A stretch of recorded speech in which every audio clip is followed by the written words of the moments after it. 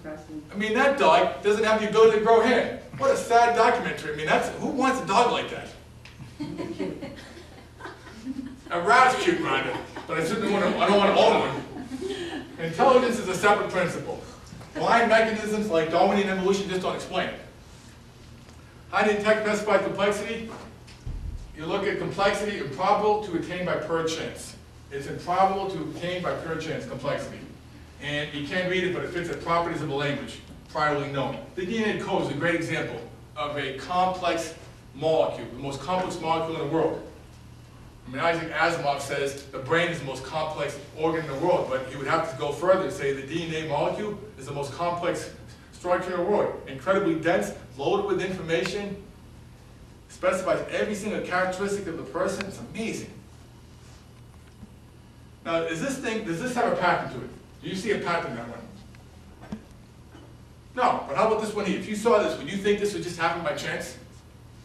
Is this one random or is this one designed? What do you think? Design. Yeah, that's a design. It looks like a ghost. No, it doesn't look like a ghost. Arguments for design. Organisms look designed for at least 3 reasons. I'm not going to cover all of them. Redundancy is one of them. That's a powerful argument. Excess potential. Who's familiar with Lamarck? He basically was actually ahead of Darwin, by the way. You're familiar with that. He actually had the idea of natural selection before Darwin. He just didn't get to the publisher before Darwin, okay? But regardless, his idea was Lamarckism, and inherited traits. It didn't work. But he even noticed that primitive people have the capacity to do calculus. We have this natural selection is unlikely to select for that capacity. It just doesn't work. And complexity, I don't think anybody in this room is going to deny the fact that the human body is complex. I don't think that's an issue. The question is the mechanism, obviously. Everybody in this room agrees the human body is an incredibly complex structure. Agreed? The question is, how did it get that way? Chance, random time, or is it something to think about? Okay. Arguments for design are frequently revolve around probability. And as a mathematician, that's my specialty. I do have 2 degrees in it.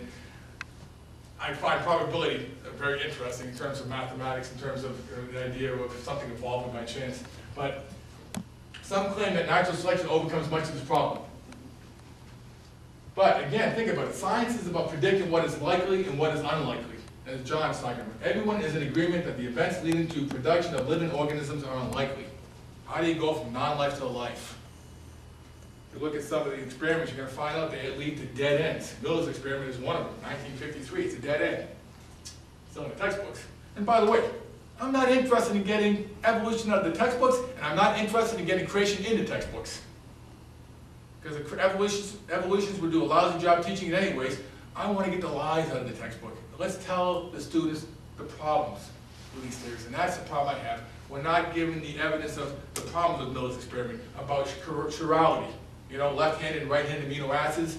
We're not talking about those type of concepts that the students should hear about. We're not talking about the problems in a fossil record. We're not really taught more of the details about reducing atmosphere. Did the early Earth have a reducing atmosphere? No.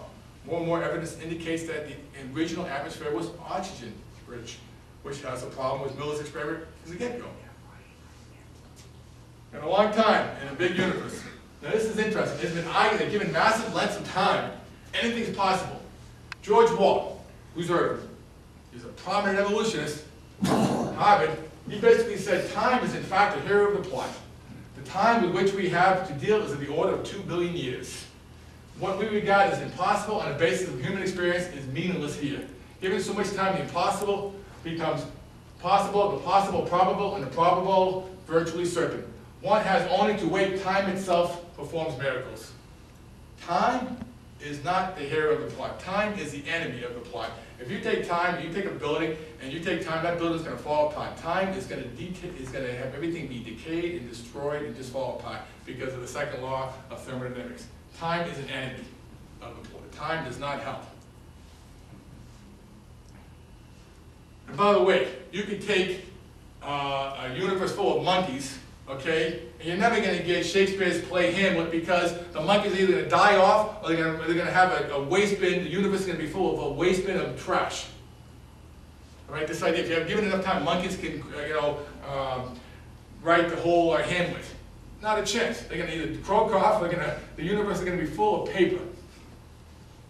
You had an infinite universe, infinite number of monkeys, an infinite number of time, that's another story. Even then, it seems like it's almost hogwash. Dawkins is interesting. He says that while life looks designed, the design was not God, but massive chance coupled with natural selection. He says nature was the designer. He's going back to what John is talking about, a Humpty-Dumpty world. Nature has no intelligence whatsoever. But he's taking nature in the place of God. That's what he's doing. He's allowed to do that, but it doesn't work. Nature is not a designer. It has no intelligence. Stephen Jay Gould, he's another one that says, well, the panda's stomach is not designed properly. Whoa, whoa, whoa, whoa. The question is not whether it's not designed properly. Does it have design? I don't care if it's bad design. That's not the point. Gould is trying to make the argument, since it's not optimally designed in his mind, it's not designed. I can get a fast car and I get a comfortable car, but optimal design is not the issue. That's the mistaken notion. If you look at optimal design like some of these people do, then you have a problem. But we don't look at optimal design in the universe. Optimal design is a what's the word? It's a concept that it's a myth. Yeah, it's a myth. Optimal design is a myth. Design is a question, whether you like bad design, good design, or whatever. Little or big changes.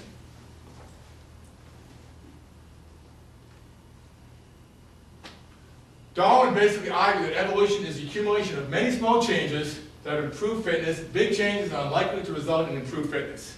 Of course, now you have the concept of punctuated equilibrium to try to resolve that Darwinian problem.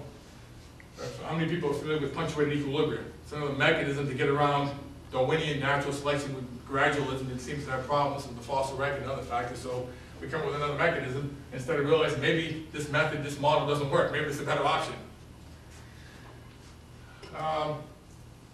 Again, mutations do not increase information and they do not make anything new. Pierre-Paul Degrassi, a French zoologist, encyclopedic knowledge, he says mutations are useless. They don't do anything. Matter of fact, where's an example of a good mutation? Increasing information. You know, we got bacteria resistant. Bacteria resistant, that's a loss of information. Sickle cell anemia.